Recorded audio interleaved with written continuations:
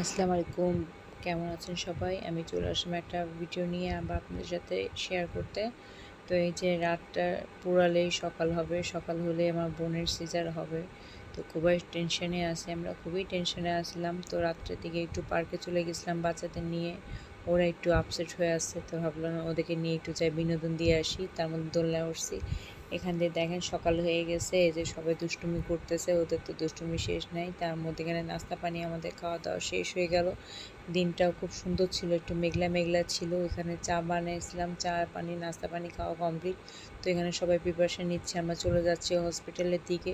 ভিডিওটা সম্পূর্ণভাবে দেখবেন। খুবই টেনশানে আছি আমরা, এই যে মেয়ের বাপ, মেয়ের খালু, তো আমি, মেয়ের খালা, আমরা সবাই চলে যাচ্ছি হসপিটালের দিকে। সবাই সব কিছু হাতে নিয়ে নিছে, আমি নিয়ে নিছি একটা বালতি।